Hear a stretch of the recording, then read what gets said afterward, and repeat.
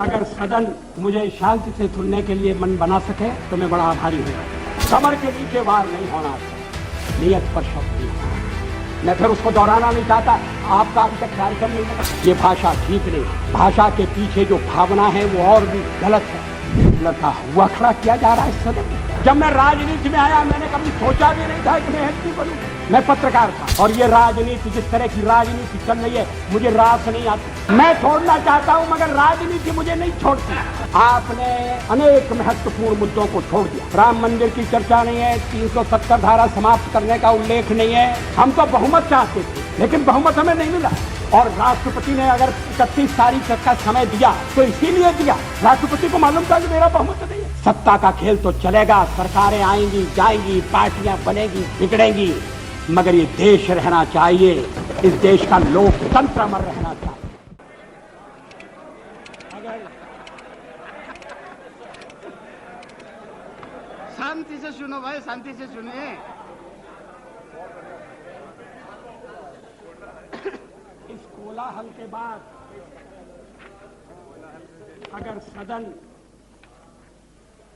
मुझे शांति से सुनने के लिए मन बना सके तो मैं बड़ा आभारी हूँगा।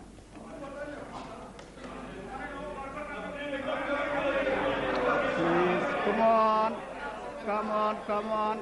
Yes. मेरे प्रस्ताव पर You are more disciplined. हुई चर्चा में जिन्होंने भाग लिया है मैं उन सबको धन्यवाद देना चाहता हूं। ये सदन चर्चा के लिए है, जरूर शांतिपूर्ण चर्चा के लिए,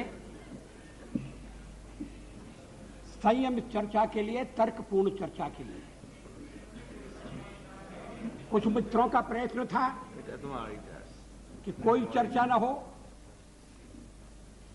तत्काल वोट ले लिया जाए और वो यहां से निकलते ही कुर्सी पर जाकर बैठ जाए। Like a child.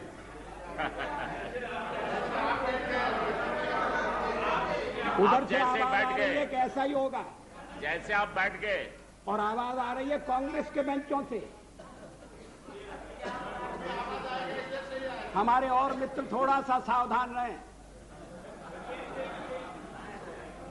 अध्यक्ष महोदय, पार्लियामेंट में मैंने 40 साल गुजारे। ऐसे क्षण बार बार आए। जी रहे। सरकारें बनी हैं, बदली हैं,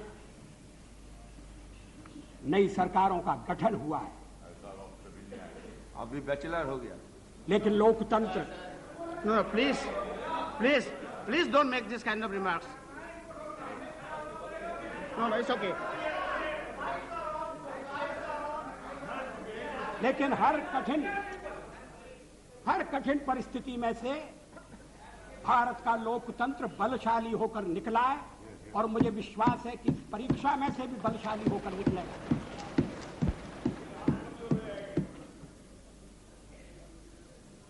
मैंने 40 साल आलोचना की है। आज भी अधिकांश में आलोचना सुनना पड़ी है। मराठी में एक कहावत है, निंदका से घर असावे शेजारी। निंदक नियरे राखिए आंगन कुटी छवाए। निंदा करने वाले को पास में रखना चाहिए। चापलूस नहीं तो बिगाड़ देंगे। अगर निंदक रहेगा तो बिना साबुन और पानी के सफाई करता रहेगा। जिन मित्रों ने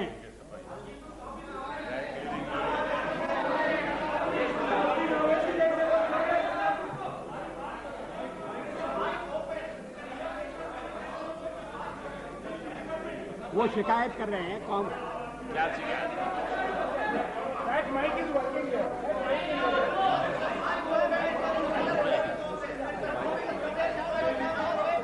What is happening? अध्यक्ष महोदय,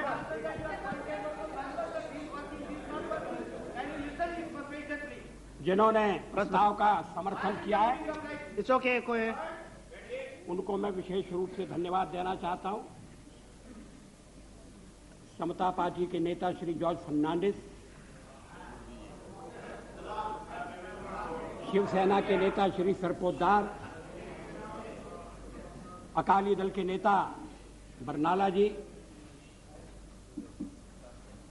और हरियाणा पार्टी के जयप्रकाश जी, इन सब ने प्रस्ताव का समर्थन किया है। जिन्होंने आलोचना की है मैं उनकी आलोचना का उत्तर दूंगा, मगर मैं विशेष रूप से श्री मरसोली मारान, थिरु मरसोली मारान, उनका उल्लेख करना चाहता हूं। I have a special word of gratitude for my dear friend, Thiri Marasoli Maran. Maran, I stand corrected. Despite our differences on certain issues, he was generous enough to set the record straight on the issue of horse trading by stating categorically that we did not use suitcases to convert our minority into majority. He has in fact demolished the baseless and politically motivated allegation leveled by some members. I am also glad that Thirumaran has taken note of our resolve to restore the balance of resources in favor of states. We have always held the opinion that the center cannot be strong if the states are weak. Thirumaran is disturbed over our advocacy of one nation, one people, one culture. I am happy that he shares our perception of one nation. But I must say that he has got it all wrong on our interpretation of one people and one culture. I categorically state here that BJP does not stand for uniformity. We recognize the celebrated India's plural, multi-religious, multilingual and multi-ethnic character. This view is best reflected in a poem by one of India's greatest poets, Subramanya Bharati. The poem is entitled Entai, or My Mother. Bharati says, I would like to read in Tamil.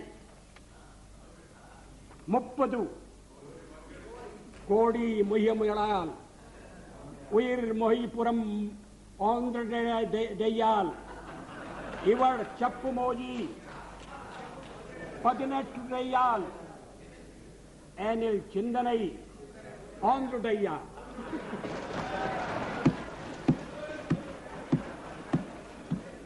इसका मैं हिंदी में अनुवाद कर दूं। Thank you. This is not for the first time. I read something in Tamil in my address to the United Nations. इसका हिंदी अनुवाद इस प्रकार है। 30 कोटि, उस समय देश की आबादी 30 करोड़ थी। 30 कोटि मुखमंडल वाली है मेरी मां, एक है उसकी काया और आत्मा। भाषाएं वो 18 बोलती है, किंतु एक है उसका चिंतन।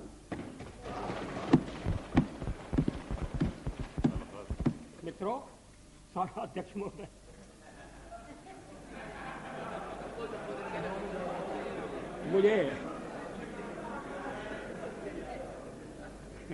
मुझ पर आरोप लगाया गया है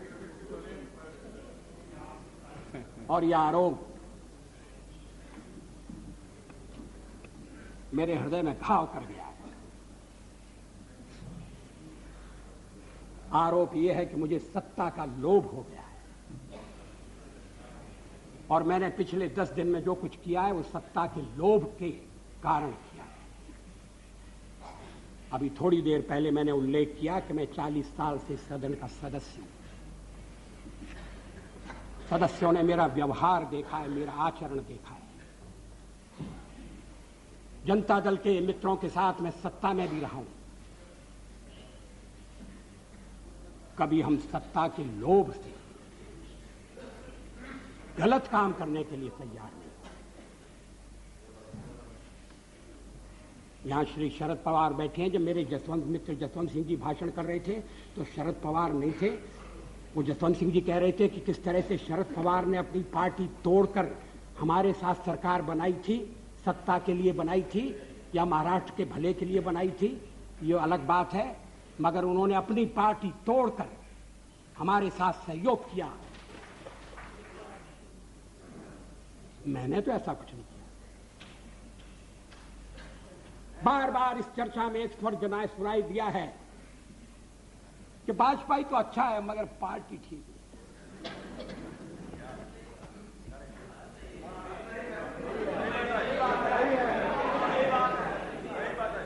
अच्छा, तो अच्छे वाजपेयी का आप क्या करने का इरादा रखते हैं?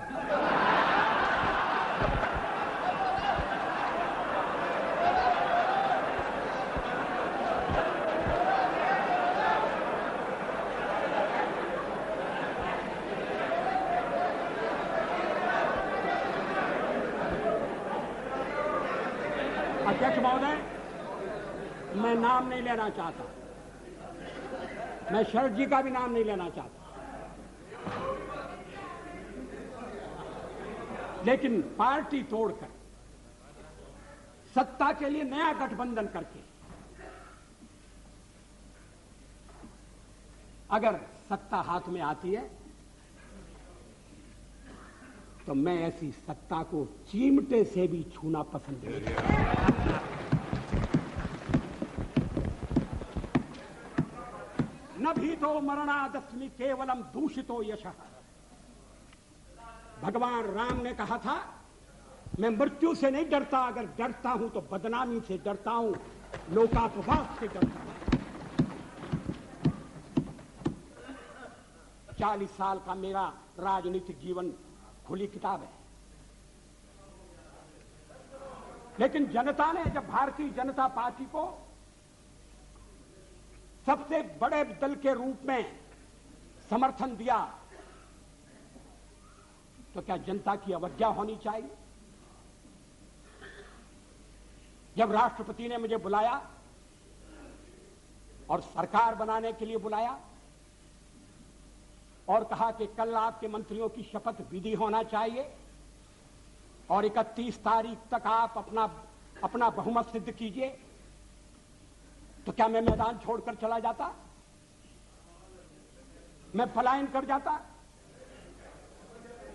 जिस जनता का हमने विश्वास अर्जित किया है, और आप इकट्ठी भीड़ न करें। मैं अलग अलग पीछे अब जब मैंने चर्चा आरंभ की थी तब इसका स्पष्टीकरण किया था। क्या यह तथ्य नहीं है कि हम सबसे बड़े दल के रूप में उभरे?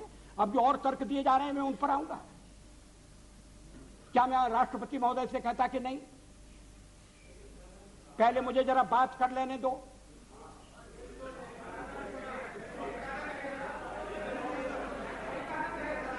जब वो कह रहे हैं कि कल शपथ विधि होगी और मुझे समय दे रहे हैं 31 तारीख तक का, तो मैंने कहा कि 31 तारीख के जो समय दिया जा रहा है उसका मैं सदुपयोग करूंगा, अन्य दलों से चर्चा करूंगा, उनका समर्थन प्राप्त करने का प्रयास करूंगा, एक कॉमन प्रोग्राम के आधार पर हम आगे बढ़ सकें, इस तरह का वातावरण बनाने की कोशिश करूंगा।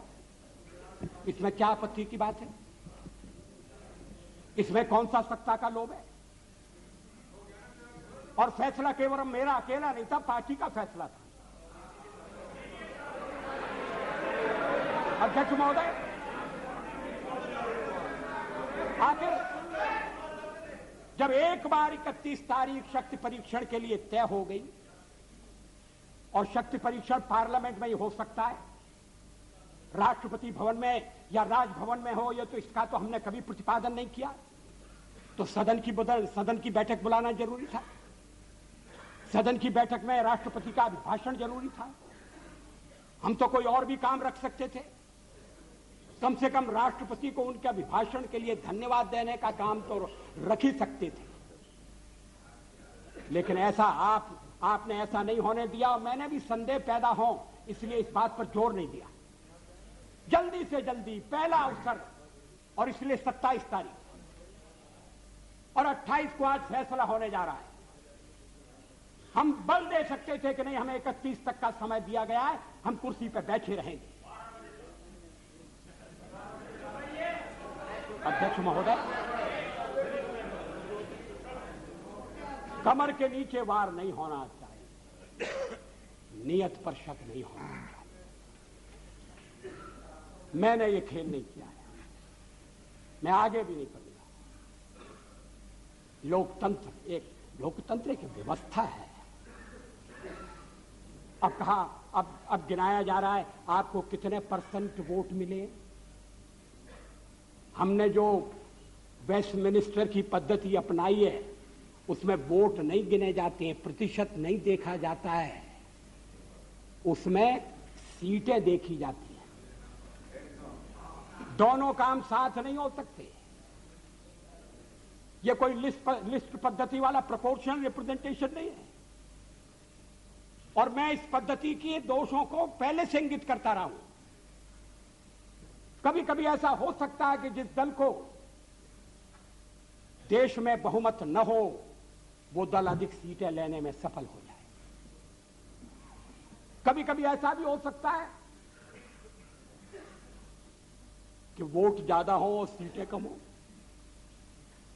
1% वोट के अंतर से केरल में संयुक्त सरकार बनी, एक सरकार हट गई, 1% वोट का फर्क था।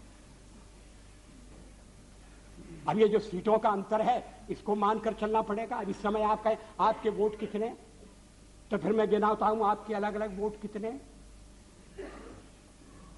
और वो गिनती आपके लिए घाटे की गिनती होगी। लेकिन आप कह रहे हैं कि नहीं, हम तो इकट्ठे हो रहे हैं। किस लिए इकट्ठे हो रहे हैं? क्या देश में स्थिर सरकार देने के लिए इकट्ठे हो रहे हैं? जवाबदेह सरकार देने के लिए इकट्ठे हो रहे हैं? मैं फिर उसको दोहराना नहीं चाहता। आपका अभी तक कार्यक्रम नहीं बना है।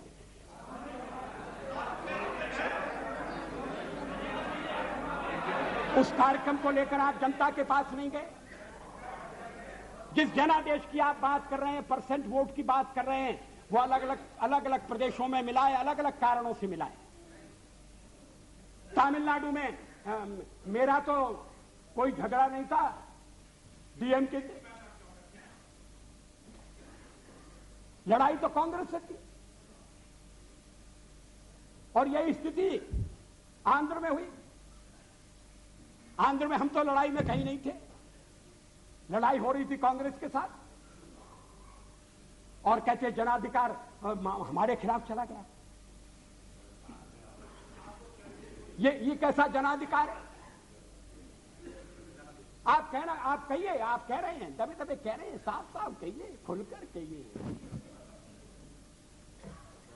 कि हम किसी भी कीमत पर आपको सत्ता में नहीं आने देंगे। ये भाषा ठीक नहीं है। इस भाषा के पीछे जो भावना है वो और भी गलत है। हिटलर का हुआ खड़ा किया जा रहा है इस सदन में। फासिस्ट वाद पैदा हो रहा है। इस तरह की यहां जो पहली बार सदन में आए, जिन्हें सदन की मर्यादा का भी पता नहीं है, वो इस तरह की भाषा बोल रहे हैं। मैं 40 साल से हूं पार्लियामेंट में। हम दल के रूप में काम कर रहे हैं, लोकतंत्र के आधार पर कर रहे हैं। हम चुनाव लड़ते हैं।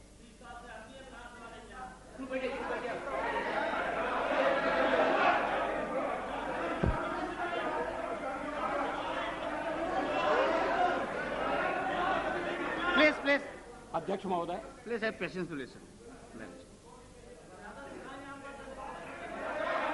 गठबंधन बनाकर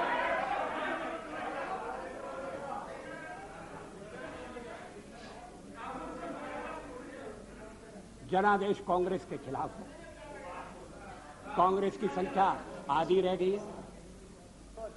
अलग अलग क्षेत्रों में अलग अलग ढंग से लोगों ने अपनी राय प्रकट की है।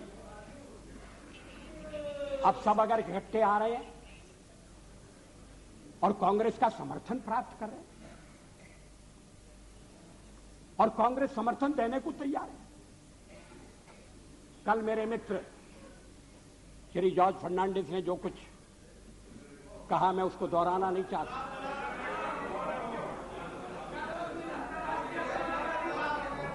अगर आप चाहें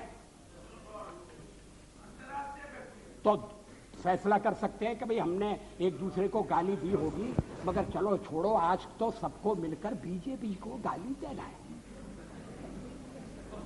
अगर ये सामूहिक निर्णय है, मुझे कुछ कहना नहीं, लेकिन इस तरह का निर्णय नकारात्मक होगा, इस तरह का निर्णय प्रतिक्रियात्मक होगा, इस तरह का निर्णय केवल हमें आने से रोकने के लिए होगा, और ये लोकतंत्र को स्वस्थ बनाने वाली परंपरा नहीं डालेगा। ये आज मैं आपको चेतावनी देना चाहता हूं। हम तो प्रतिपक्ष में बैठने के लिए तैयार हैं। अध्यक्ष महोदय, जब मैं राजनीति में आया, मैंने कभी सोचा भी नहीं था कि मैं एमपी बनूंगा। मैं पत्रकार था, और ये राजनीति, जिस तरह की राजनीति चल रही है, मुझे रास नहीं आती।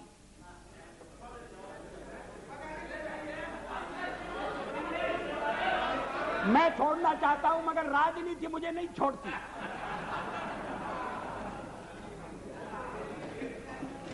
विरोधी दल का नेता हुआ, आज प्रधानमंत्री हूं, थोड़ी देर बाद नहीं रहूंगा।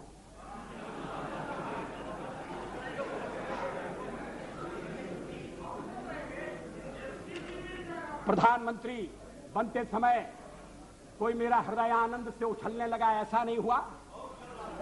और सब कुछ छोड़ छाड़ कर जब चला जाऊंगा, तब भी मेरे मन में किसी तरह की म्लानता होगी, ऐसा आप मत समझिए। लेकिन फिर मैं कुछ मुद्दों को उठाना चाहता हूं। हमारे फिर एक दूसरा आरोप लगाया जा रहा है, आरोपों की झड़ी लगाई जा रही है।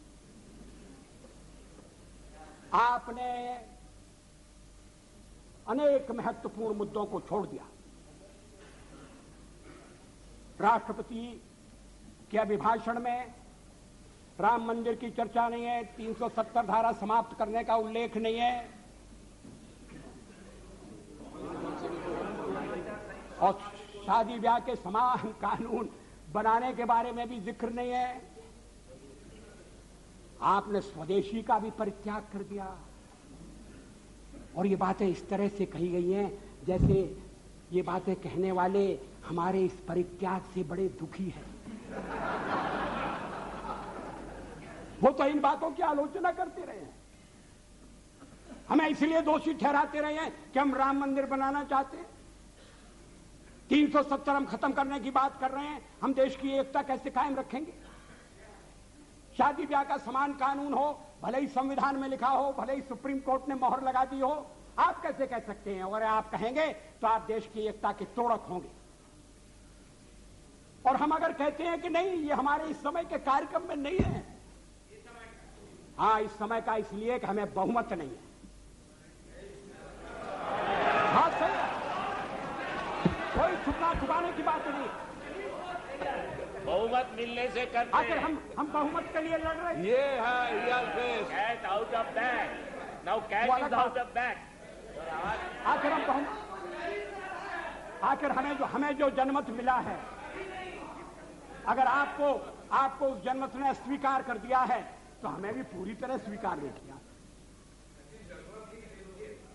हम तो बहुमत चाहते थे, लेकिन बहुमत हमें नहीं मिला। अब हम सबसे बड़े दल के रूप में उभरे हैं, तो हमारा प्रयास है कि कोई आम सहमति से कोई चीज बने, कोई चीज चले। और इसीलिए हमने विवाद की बातों का उल्लेख नहीं किया। इस पर क्या आपत्ति है? अभी यूनाइटेड फ्रंट बनने जा रहा है, बहुत अच्छा, बन गया तो बहुत अच्छा। अभी कार्यक्रम बनने वाला है, वो भी बन गया। तो क्या उस कार्यक्रम में मार्क्सिस्ट पार्टी की मार्क्सिस्ट पार्टी की जितनी भी विचारधारा है, मार्क्सिस्ट पार्टी का जितना कार्यक्रम है, वो ज्यों का त्यों पूरे का पूरा समाविष्ट कर लिया गया है। और अगर कर लिया गया है तो मार्क्सिस्ट पार्टी फिर सरकार से दूर क्यों रह रही है? जब संयुक्त मोर्चा बनता है, जब अनेक दल निकट आते हैं, साथ आते हैं, तो फिर हर एक को कुछ ना कुछ चीज छोड़ना पड़ती है। 1977 में भी हम 370 के समर्थक, 70 को समाप्त करने के समर्थक थे। ये रामविलास जी पासवान बैठे। 1977 में भी हम एटम बम बनाने के हक में थे, लेकिन हमने जब देखा कि लोकतंत्र पर संकट आया है, बाकी की सारी बातें इस समय एक तरफ रखने की जरूरत है और लोकतंत्र को बचाने की आवश्यकता है। इमरजेंसी के कारण लोकतंत्र खतरे में पड़ा था, देश एक जेल खाने में बदल गया था। हमने कहा कि मिलकर चलें और इस आने वाले अधिनायकवाद को रोकें। किसी ने हमको उस समय नहीं कहा कि आप 370 कहां छोड़ आए, किसी ने नहीं कहा और ठीक नहीं कहा। जब आप संयुक्त मोर्चा बनाएंगे तो हर एक पार्टी को थोड़ा थोड़ा अपना छोड़ना पड़ेगा, अपना थोड़े अपने विचारों को, कार्यक्रमों को अलग रखना पड़ेगा। और राष्ट्रपति ने अगर 31 तारीख तक का समय दिया तो इसीलिए दिया, राष्ट्रपति को मालूम था कि मेरा बहुमत नहीं है, लेकिन बड़ी पार्टी के रूप में उन्होंने बुलाया और 31 तक का समय दिया और दलों से बात करो, विचार विनिमय करो, इस बात का प्रयत्न करो कि कोई स्थिर सरकार बन जाए, स्थायी सरकार बन जाए। ये और देशों में भी होता है और ये होने लगा था। इसलिए कि आपने सबसे ज्यादा टांग अड़ाई।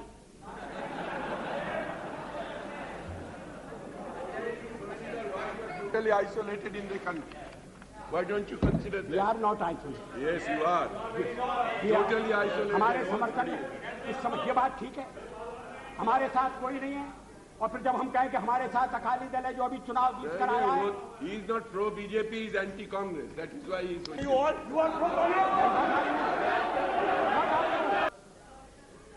बनाने के लिए जो समय मिला था मैंने उसका उपयोग किया।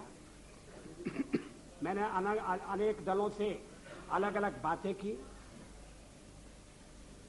कुछ दल हमारे साथ आए हैं, कुछ दलों ने अपनी कठिनाई प्रकट की है। कुछ दलों का कहना है कि आपके साथ आने में हमें एक ही आपत्ति है कि हमारे कुछ वोट जाने का खतरा है। भारतीय जनता पार्टी के सहयोग के कारण अगर वोट जाते हैं, मैं समझ सकता हूं कि हर राजनीतिक दल को वोटों की चिंता करनी है, मगर ये वोटों का खेल किस सीमा तक जाएगा, किस हद तक जाएगा? क्या इसके सामने देश हितों की उपेक्षा कर दी जाएगी?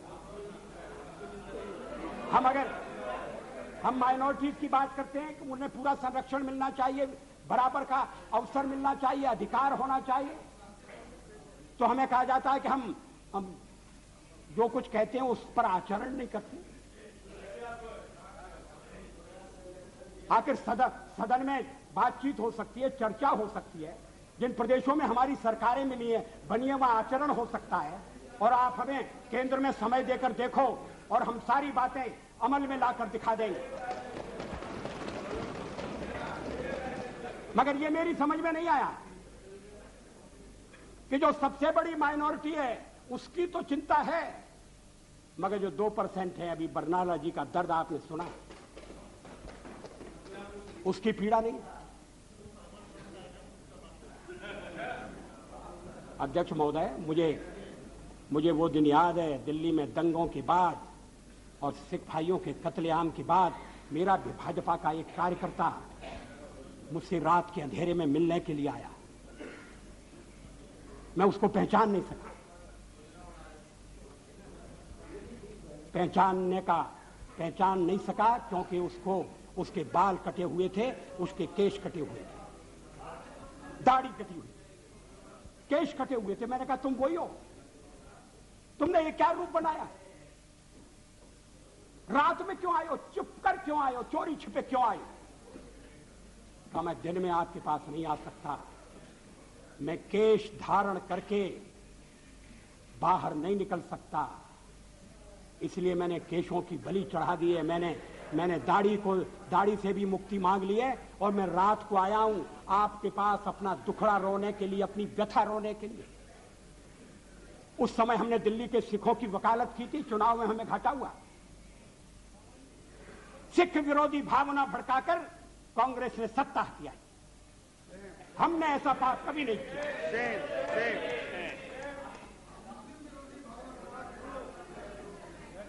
दोनों गलत है, मगर आप सिखों पर हुए अत्याचार की निंदा नहीं करते, नहीं करते। बिल्कुल करते हैं, नहीं 10 साल बहुत बार किए हैं, हाउस में किए हैं, कितने बार किए हैं। पार्लियामेंट में कब किया? हाउस में अभी कब भी किया? सारे अपराधी पकड़े नहीं गए। Number of times we raised this issue. Why he is making such allegation? मुलायम जी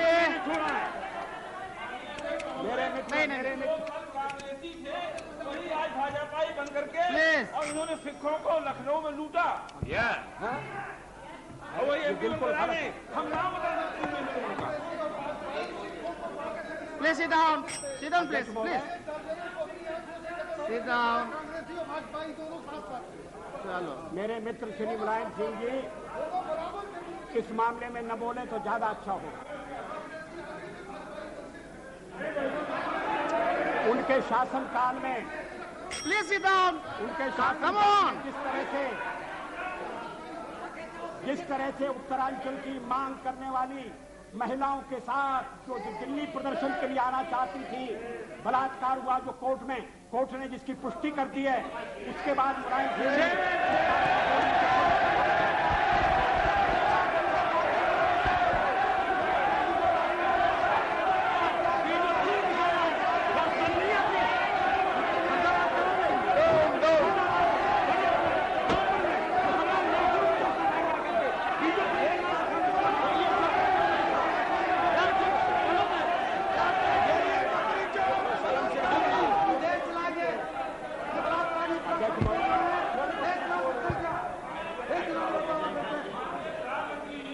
सूरत की चर्चा करें जहां भाजपा के लोगों ने मुसलमान औरतों को रखा हुआ है।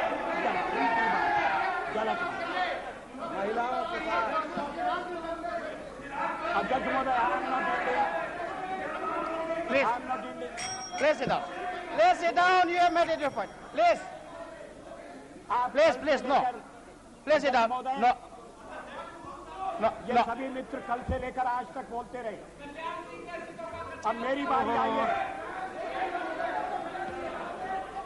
बारी आई है, तो ये मेरा मुंह बंद करना चाहते हैं, ये होने वाला नहीं है। और अगर संख्या बल के आधार पर ये करने का आप प्रयास करेंगे तो हमें सदन के बाहर ये विचारों की लड़ाई ले जाना पड़ेगी।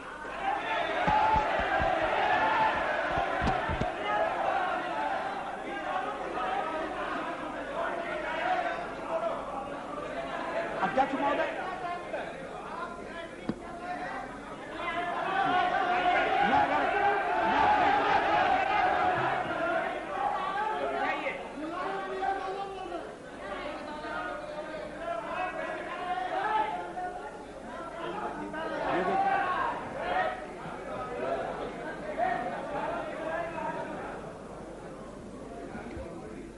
अध्यक्ष महोदय, मैं फिर Please. जहां से मैंने आरंभ किया था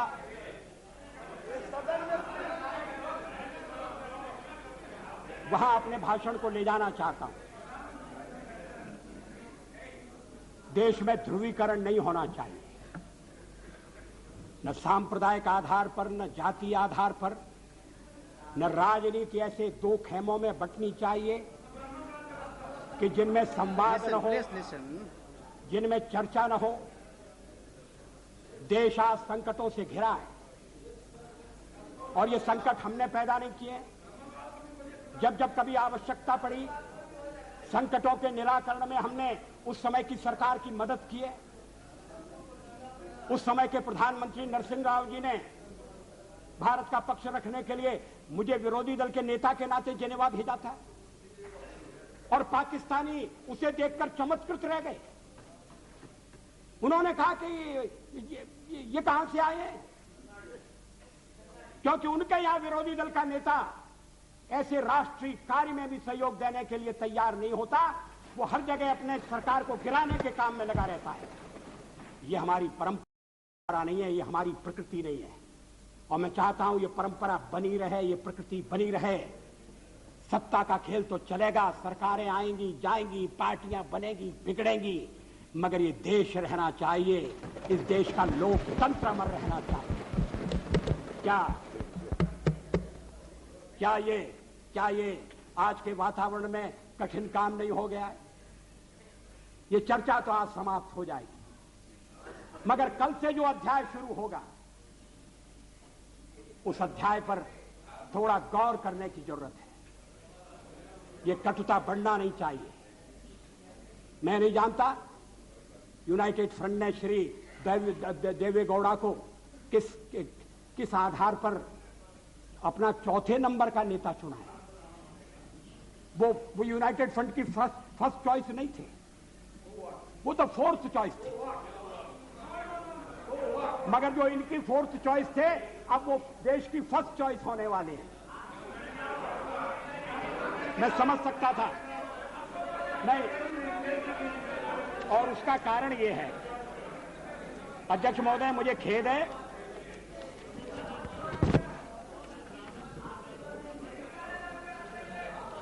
है कि इस चर्चा में ऐसे संगठनों का नाम लिया गया, उन्हें यहां घसीटने की कोशिश की गई, जो स्वतंत्र संगठन है, जो अपने राष्ट्र निर्माण में चरित्र निर्माण के काम में लगे। मेरा इरादा, मेरा उल्लेख आरएसएस से है। आरएसएस के विचारों से किसी का मतभेद हो सकता है, लेकिन आरएसएस पर जिस तरह के आरोप लगाए गए उन तरह के आरोपों की कोई आवश्यकता नहीं थी। और कांग्रेस पार्टी में और दलों में भी आरएसएस के रचनात्मक काम के लिए लोगों के दिलों में आदर है, सहयोग है। अगर वो दुखियों की बस्ती में जाकर काम करते हैं, अगर वो जाकर आदिवासी इलाकों में शिक्षा का प्रसार करते हैं, तो इसके लिए उनका अभिनंदन होना चाहिए, इसलिए उनको पूरा सहयोग दिया जाना चाहिए। अध्यक्ष महोदय, और यूनाइटेड फ्रंट में भी आप जिन्हें नेता बनाने जा रहे हैं श्री देवेगौड़ा जी, वो भी आरएसएस की अच्छाइयों से परिचित हैं और आरएसएस की प्रशंसा कर चुके हैं।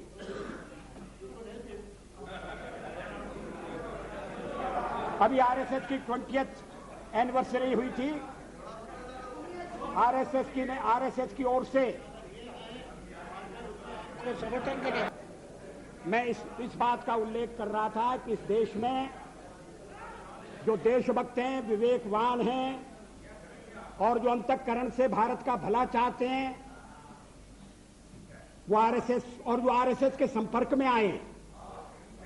वो जानते हैं कि संगठन देश हित की सेवा के लिए समर्पित है। और और मैं इसका ताजा उदाहरण देता हूं।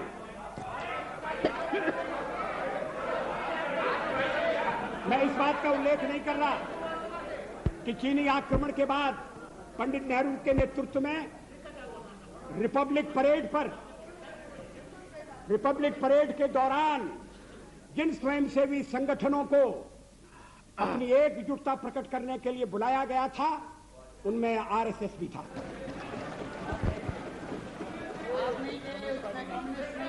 स्वर्गीय, उसमें कम्युनिस्ट नहीं थे। कम्युनिस्ट तो क्या भूमिका अदा कर रहे थे मैं कहना नहीं चाहता। श्री लाल बहादुर शास्त्री के जमाने में वो भी भारत के प्रधानमंत्री थे, लोकप्रिय प्रधानमंत्री थे। जब देश पाकिस्तान के साथ हमारी लड़ाई हुई और उन्हें दिल्ली में कंट्रोल करने के लिए और ऐसे शिक्षित लोगों की आवश्यकता थी तो आरएसएस के स्वयंसेवक या कंट्रोल करते थे, ट्रैफिक को कंट्रोल करते थे। किसी ने उन पर आपत्ति नहीं की। अभी इमरजेंसी के खिलाफ अभी बेंगलोर में एक सम्मेलन हुआ था और जिसको संज्ञा दी गई थी सेकंड फ्रीडम स्ट्रगल की, और उसमें श्री देवेगौड़ा उपस्थित थे। उन्होंने जो भाषण दिया उसका अंश मेरे पास है। मैं कोट कर रहा हूं, RSS is a spotless organisation. In my 40 years, वो तो देवेगौड़ा जी तो यहाँ है नहीं।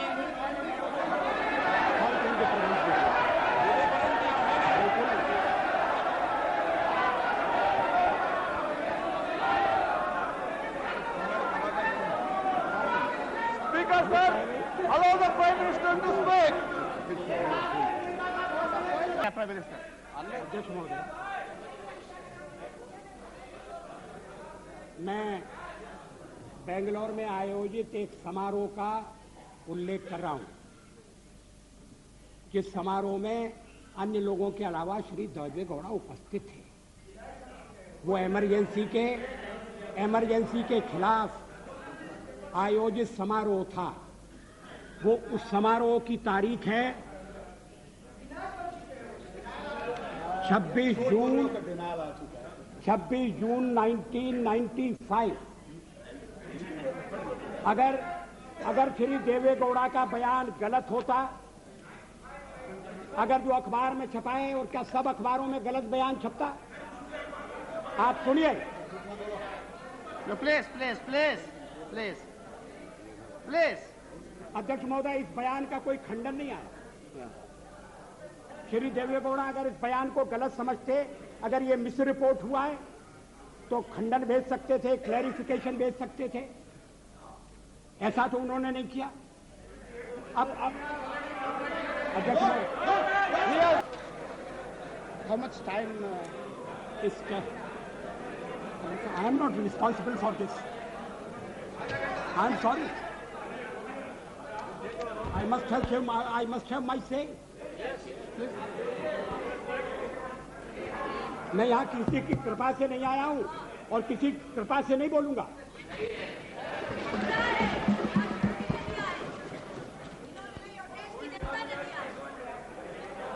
इस चर्चा में आरएसएस का नाम मैंने नहीं लिया।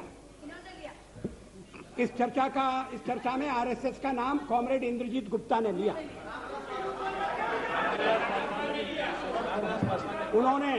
उन्होंने आरएसएस के साथ हमारे संबंधों का भी निरूपण किया। अब आरएसएस के बारे में क्या राय है, और अगर श्री देवेगौड़ा जैसे व्यक्ति की राय है तो ये अभी तक क्या हुआ था?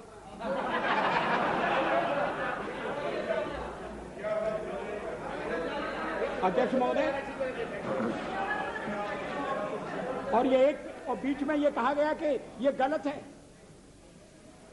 और उस समय मैंने निवेदन किया कि 26 जून 1995 का फंक्शन है, 1995 का 1977 के बारे में। Please, let the Prime Minister speak. You must have confidence in your Prime Minister.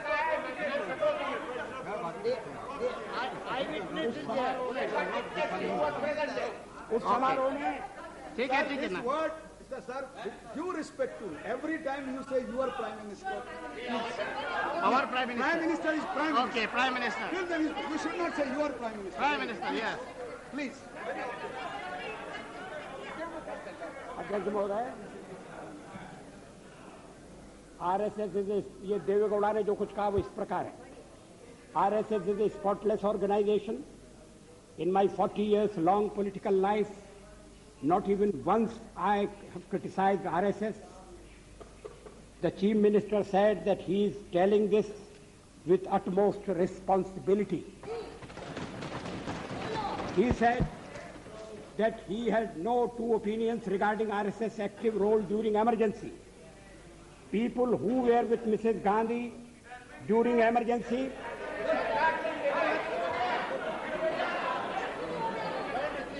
who praised her, who appreciated emergency, they are today with us and enjoying power. But RSS is the only organization without any black spot. Others have wavered this or that way, Shri Gowda said. अध्यक्ष महोदय, ये मैं देवे गौड़ा की निंदा के लिए नहीं कह रहा हूं। देवे गौड़ा ने आरएसएस का मूल्यांकन किया, सही मूल्यांकन किया, इसके लिए मैं उनकी प्रशंसा करना चाहता हूं। और आप चाहते हैं कि उनकी प्रशंसा भी सदन में न सुनी जाए। और किसी एक अखबार में नहीं छपा, तमाम अखबारों में छपा। और जैसा मैंने कहा, उस समय किसी ने खंडन नहीं किया। अध्यक्ष महोदय, एक बात और इस चर्चा में कही गई जिसका मैं उत्तर देना चाहूंगा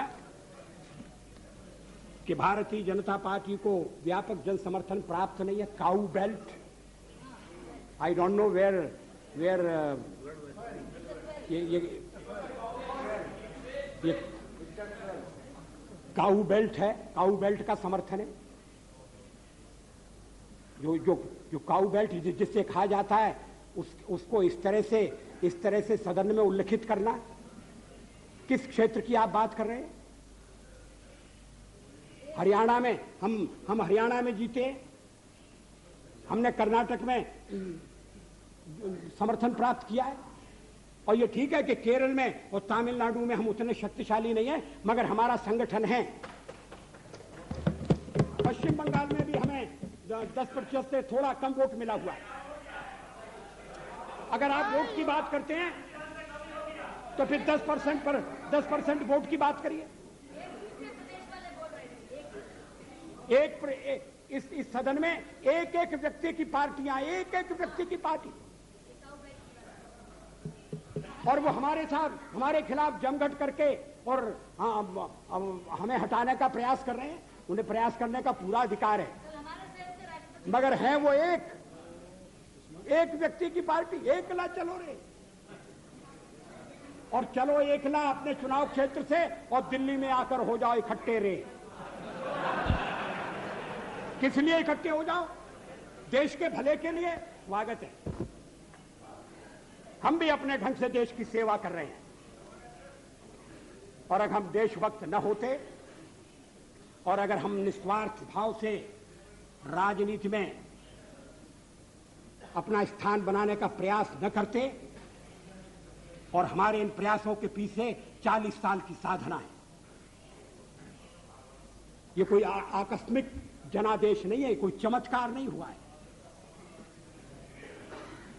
हमने मेहनत की, हम लोगों में गए, हमने संघर्ष किया है।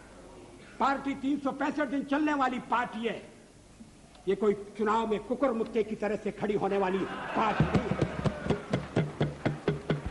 और आज हमें अकारण कटघरे में खड़ा किया जा रहा है क्योंकि हम थोड़ी ज्यादा सीटें नहीं ले सके। हम मानते हैं हमारी कमजोरी है, हमें बहुमत मिलना चाहिए।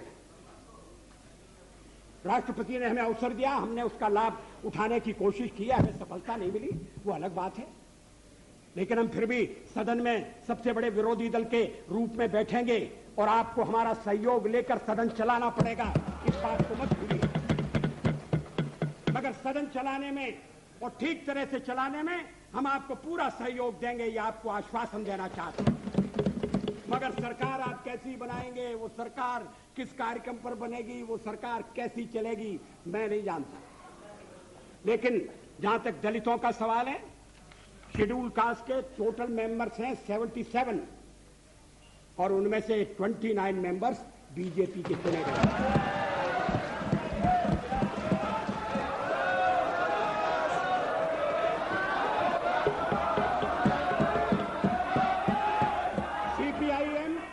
सीपीआईएम के 5 मेंबर हैं, सीपीआई 1 मेंबर है, कांग्रेस 15 मेंबर है, जनता दल 7 मेंबर है और सबसे ज्यादा हमारे मेंबर हैं।